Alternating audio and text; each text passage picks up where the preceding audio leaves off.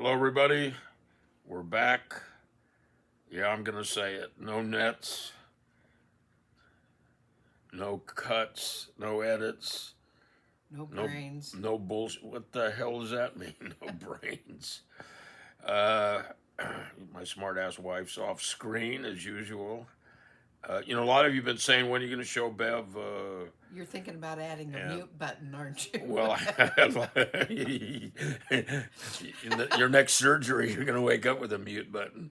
But I hate to tell you what's going to go on yours. if you really want to see Bev, we're on Patreon together. We do a little thing on Patreon. We answer some Patreon questions and whatnot, commercial free. Maybe sometime we'll get Beverly on here, but I'm kind of using it as an ace in the hole, kind of like a old man's power play. Or threat. Or threat, yeah, exactly. Okay, let's get into it. We got some questions, and then we're going to get into my reunion with Chuck Zito. Okay, the first one's from Josh Howadil. I'm not sure how to pronounce that, but he says, "Hey, please don't skip this question. I am well known in my area. I had a few clubs reach out and ask me if I'd consider coming aboard. The problem is I'm so busy as is, I don't feel I can provide the dedication it takes to be a club member. Throw a dog a bone here and educate me on what is actually expected of me time-wise as a member. Sincerely, Pork Chop." Pork Chop, I'm going to tell you, if you've got to think about it, perhaps that's not the lifestyle for you. It's a full-time commitment. Some people more than others. Some people more understanding than others. Just full-time availability. You have to be. Yeah, you got to be 24/7, man. And your family's going to start taking second place. I don't know if you want to do that. I don't know what type of relationship you have at home. I'll tell you what old man John told me. It's a young man's game, my friend. So next question. Okay, well, this is from Mr. Cotter's mom's snatch. How many 1%ers trailered their bikes to Sturgis? Well, I would hope none, but if they do, they should do it a little bit out of town to hold down on the embarrassment. But all joking aside, there's a lot of people that trailer their bikes to Sturgis, and for me, that's a dangerous game, because these guys are weekend riders. That's what I call them. I don't mean any disrespect, but they're weekend riders, and every year there's fatalities there. I know there was 2 last time I checked early in the week. I don't know what if it's up to. I hope nobody else lost their lives there riding, but a lot of people trailer their bikes. 1%ers. You would hope not. I hope not. I never saw much. I always rode my bike there and back. I broke down once in the desert up. We were coming out of Idaho and coming across 80, I think it was, and I broke down in the desert, and I trucked my bike to Daly City, and then I took the top end off and rebuilt it and rode home the rest of the way. So I would hope that all 1%ers ride their bikes in and they ride them back. Okay, Stephen Ray writes, "What's the story on the Easy Riders movie bike theft?"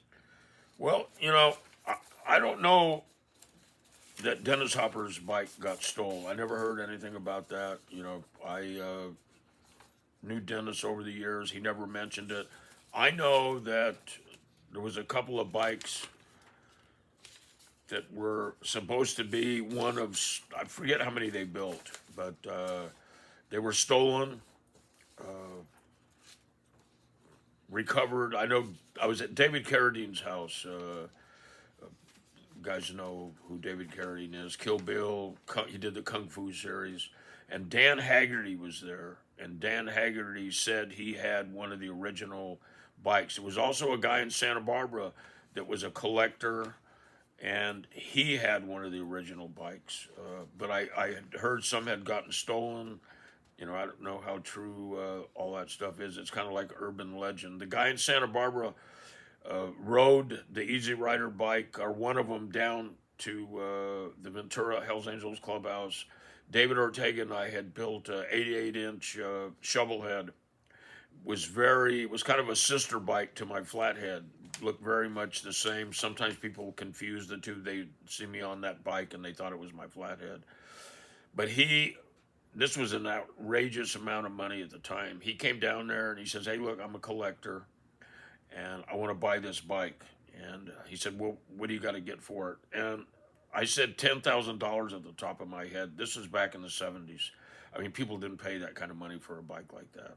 And he went back home to Santa Barbara, came back, and he had $10,000 in a paper bag. And I sold him the bike. He bought Jesse's bike. It was a bike that you see it every once in a while in an old Easy Rider issue. It had the Last Supper on the tank, but the disciples, it was Satan, not Jesus, and all the disciples were like little devils. And he bought that bike. He had the Easy Rider bike. His parents had got killed in a freak train accident on a railroad crossing, and he was a multimillionaire. And you know, he wanted to live the outlaw life, and ultimately he wound up getting murdered. And they stole a bunch of money from him. I think the bike turned up missing. I know the homicide cops came and talked to me. I guess perhaps we were suspects because he had bought two Hells Angel bikes, but the bikes weren't at the clubhouse, and I think ultimately they recovered them, and I think somebody went down for that murder. But yeah, there were some bikes stolen. I remember talking to Peter Fonda, and he was laughing about that front end was so long he couldn't even make a U-turn in a regular street, a two-way street. But you know, Captain America and Billy. Anyways, next question, Bev. Siskiyou writes, what happened to Skip after he was kicked out of the Bay Area? Well,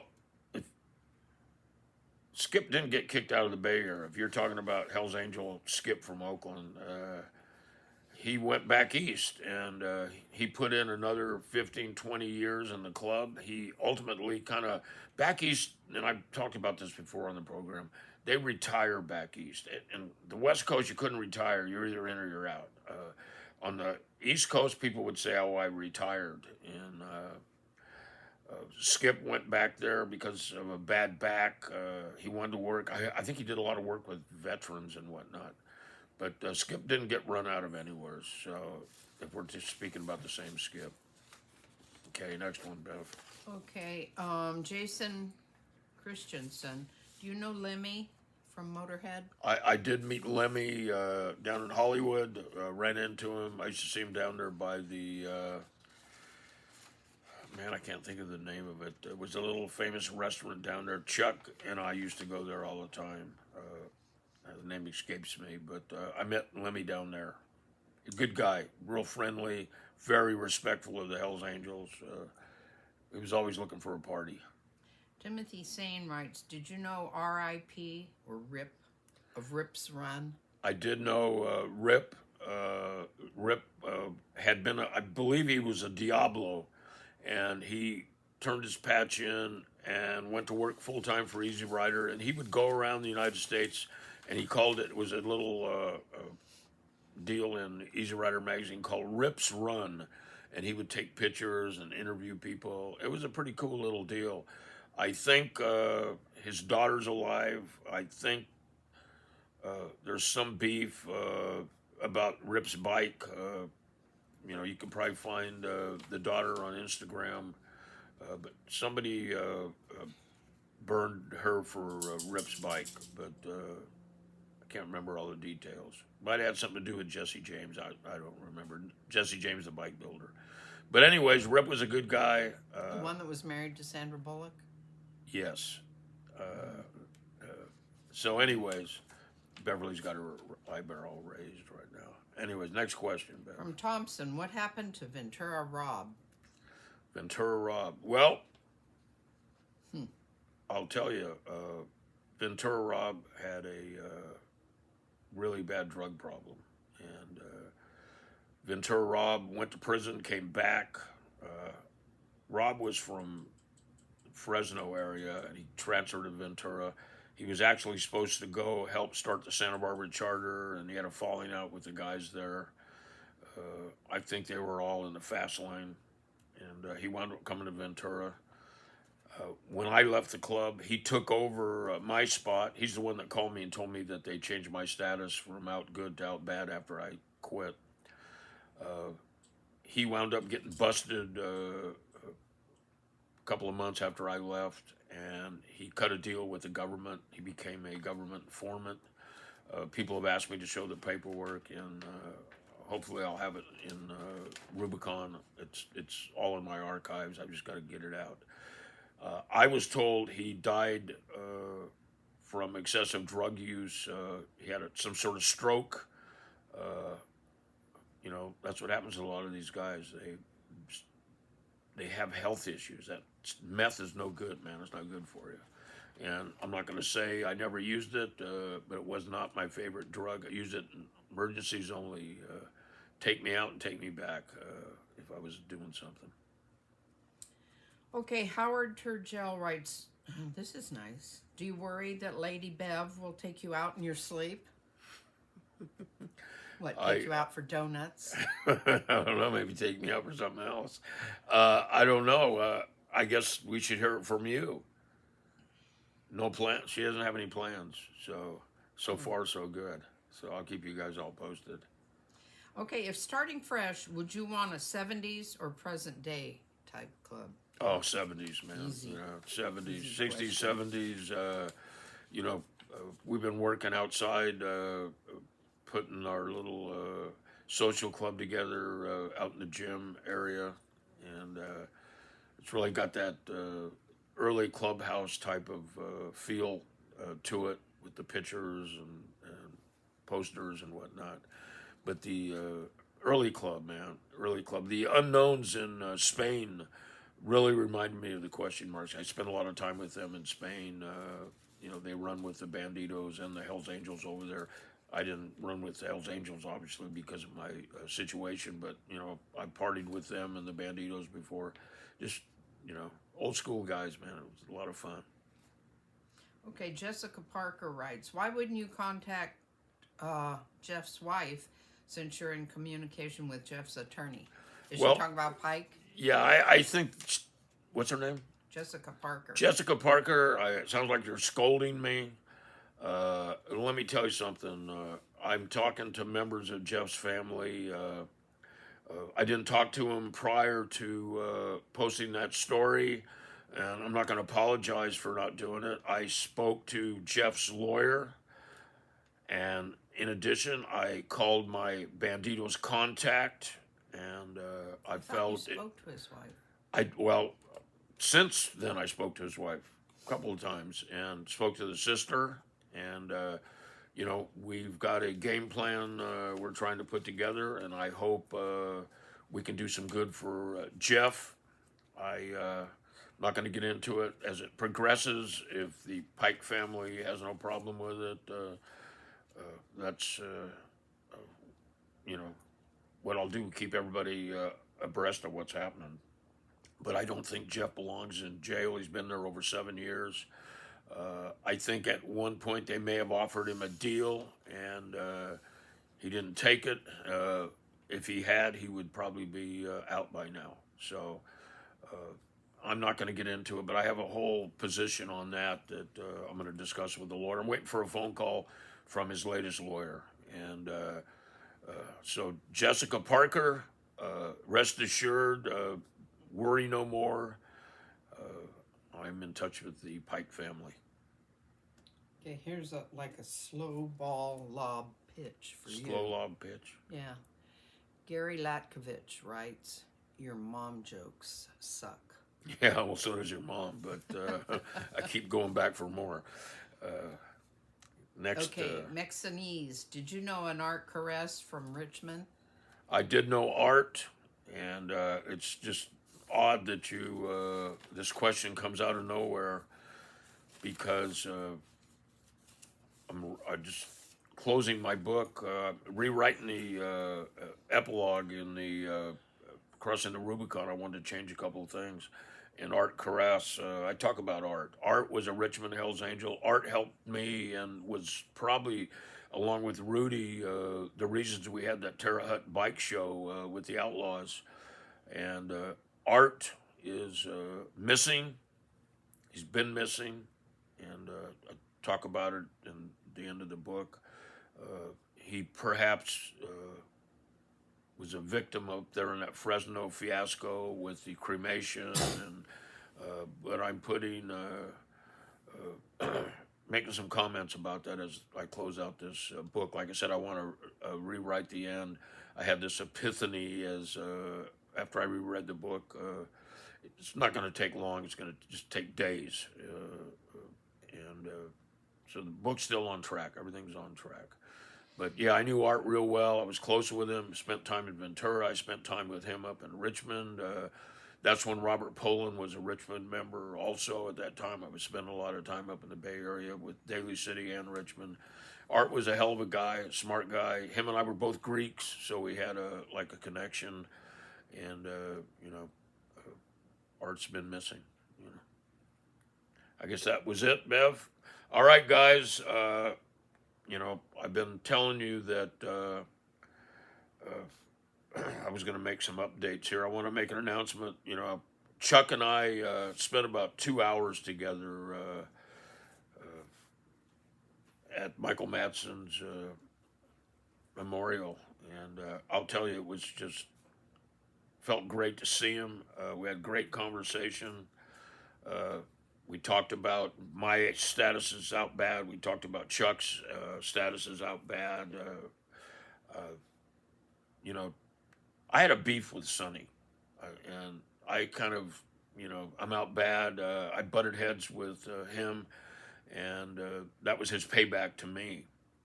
I don't think Chuck has that coming. Chuck's been very loyal. He followed the rules. Removed himself in our friendship while, I departed from the club. But these rumors and this, that Chuck did this and Chuck did that. Let me tell you something. When Chuck was incarcerated, I don't know where they come up with all this shit that Chuck was giving information. I don't believe it. And I'll tell you why I don't believe it. Not only I don't believe it because Chuck looked me in the eye and told me, but I don't believe it because nothing happened. Chuck was in jail. This Operation Rough Rider fallout was over. There was nothing major, nothing that could be attributed or traced back to Chuck. I just, these people doing these stories to get views, it's bullshit, man. You're affecting people's integrity, their honor, and their reputation, man. And it needs to stop. And I'll tell you, we had a great conversation. He said he liked what I was doing, but he had one problem with what I was doing. And I'm going to get into it now. And that was the story behind Vinny and Irish. He tells a different story. And, you got to understand this happened a long, long time ago. And the stuff is fragmented in my head. I try to put this stuff together and give you an honest assessment of what happened. You guys have read my story. My stories are on Instagram, Facebook. They're in both my books, Outlaw Riding Through the Storm and Exile. But I'm going to tell you what Chuck told me. Chuck said that Vinny came out, they were partying, the party was over. I thought the fight took place at the clubhouse. That's what I was always told. Chuck said no, the fight took place at Irish's house, perhaps. Vinny was at a real disadvantage, I don't know if you guys, you younger guys, ever heard the term Reds. We used to take a lot of Reds, a lot of downers. And when Vinny took downers, he was not going to be an aggressive guy. That's what downers do to you. And there was a disagreement about a girl. I'm trying to remember. Chuck and I traveled a lot of ground that day, so I'm trying to remember everything Chuck said. I didn't take notes. Chuck said there was a fight. Vinny was completely fucked up on drugs, downers.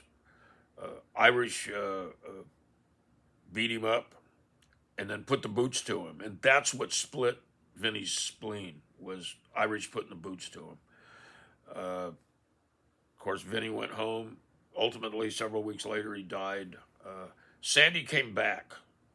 That part of the story is accurate. Sandy called me, said, "What's going on?" I told him this is what happened. That was what I was told that happened. Sandy came out, went to Irish's house, not the clubhouse. It was Irish's house. And everybody knows Sandy was a professional boxer. I'd always heard and seen Irish in action. He always looked like he could handle himself. Chuck said Sandy wasn't impressed. And what happened was Sandy knocked Irish down. Sandy was attacked by Irish's dog. They were at Irish's house. And the fight was stopped. They decided to stop the fight. And they shook hands. And that's the version that Chuck stands by. Look, I got my information from the West Coast guys. You have to understand, although we were one club, we were all Hells Angels. There was a lot of rivalry between charters, between the East Coast and the West Coast. And the people that gave me the information were from the West Coast. I only talked to Sandy once when he came out to confront Irish about it. I never talked to him again. It was brought up in several meetings on the West Coast after the fight. These things never came out. Pretty hard to butt heads with Oakland. Pretty hard to butt heads with New York. I don't know if they decided to keep this stuff to themselves. This version I heard from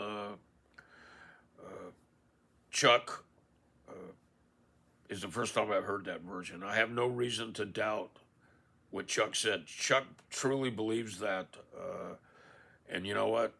That may be the way it happened. I'm not gonna stand behind secondhand information from people on the West Coast when I get it from Chuck. Chuck, like I said, I've known Chuck a long time. I believe he wouldn't spin something just for the sake of spinning it.